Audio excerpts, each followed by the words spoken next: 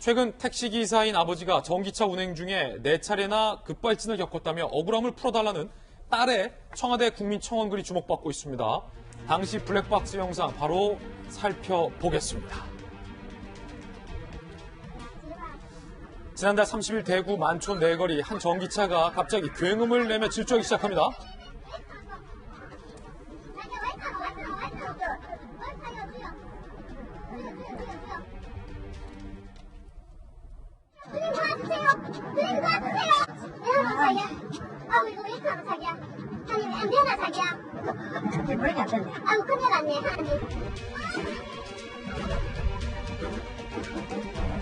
안간힘을 써보지만 차량은 멈추지 않고 결국 1.5km를 더 달려 가로등을 들이받고 그제서야 겨우 멈췄습니다. 큰 인명피해로 이어질 수 있었던 아찔한 상황.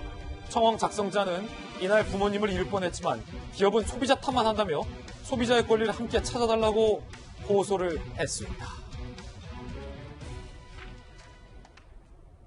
두 번째 사연남 바로 살펴보시죠.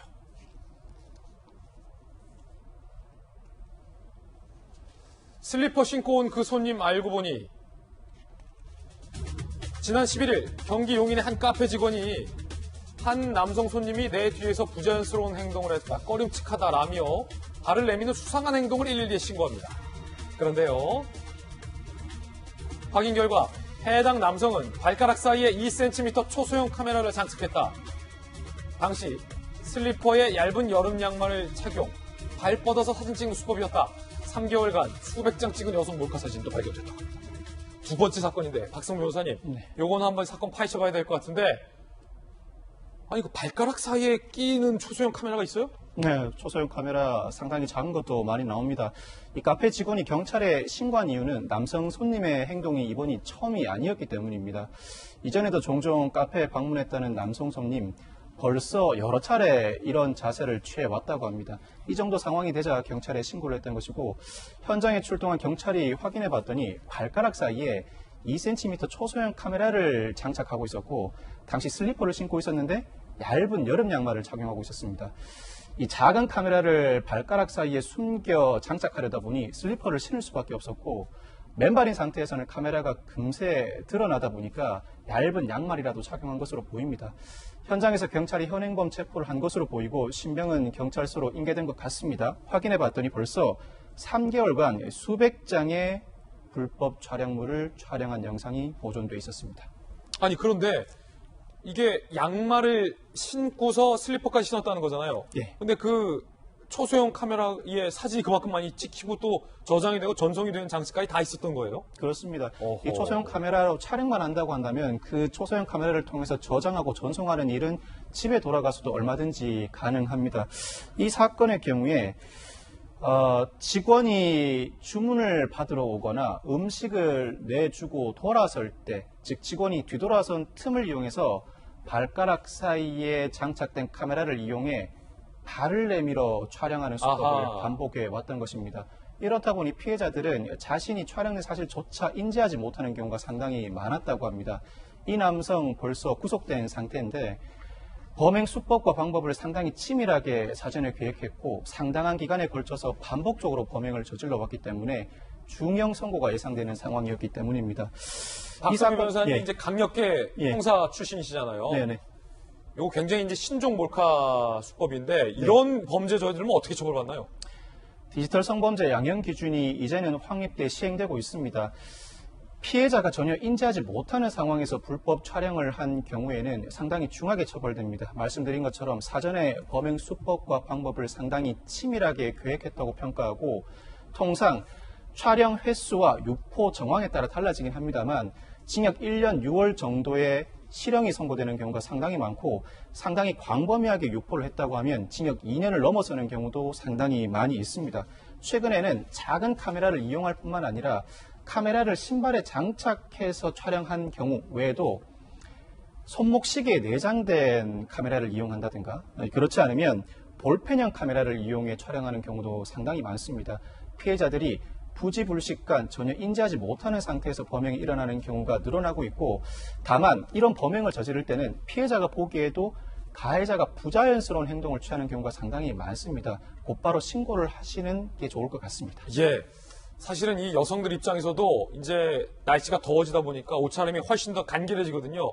그런데 여성들 입장에서 좀 긴가민가한 게 있기 때문에 약간 좀 가까이 온다고 해서도 이거 내가 괜히 신고하면 오히려 더 저분한테 폐를 끼치는 거 아니냐라는 어떤 그 두려움과 고민들이 있는데 그 심리를 악용해서 그렇습니다. 보이지 않게 한 악질 범죄라 강력한 처벌이 필요한 것 같습니다. 오늘 사연남 함께하고 있고요. 세 번째 사건은 한 온라인 커뮤니티에 5호선, 지하철 5호선 민폐 모자라는 제목과 함께 올라온 사진 한 장이 논란이라고 하는데 바로 그 사진부터 보고서 이야기 이어가시죠.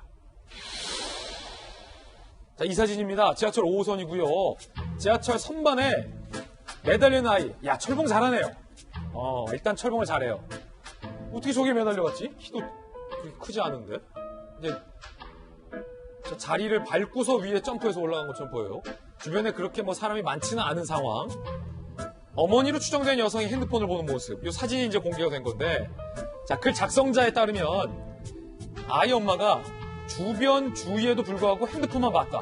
그러니까 주변 어른들이 아이고 위험하다. 좀 자제하라. 라는 주의를 줬는데 엄마는 핸드폰 봤다. 라는 주장이 나왔어요. 사진을 본 많은 누리꾼들은 뭐 애인데 그럴 수 있지. 사람도 별로 없지 않냐. 뭐 이렇게 두둔하는 분위기도 있고, 저거 민폐다. 일단 위험하지 않냐. 상반된 반응을 보였다고 하는데, 자, 시청자 여러분들은 어떻게 생각하십니까? 반응 바로 한번 살펴보시죠. 옹호, 애니까 그럴 수 있다. 부모가 옆에 있는데 뭔 문제? 비판, 공중도덕도 모른다. 부모 아이 둘 다 교육이 필요하다.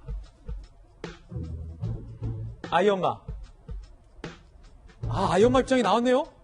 객찬에 사람이 별로 없었고 허락해준 건 맞지만 제재하지 않았다는 건 사실 아니다. 실제로 할아버지 한 분이 와서 아이가 하고 싶어 하는데 하게 두라고 말하기도 했다. 라는 약간 해명성 발언도 지금 나온 상황인데, 자, 여기까지 참고하셔서 일단 김연아 의원께서는 엄마 입장에서 볼 때 어떻습니까? 이거 저럴 수 있다라고 보세요? 아니면 저러면 안 된다고 보세요?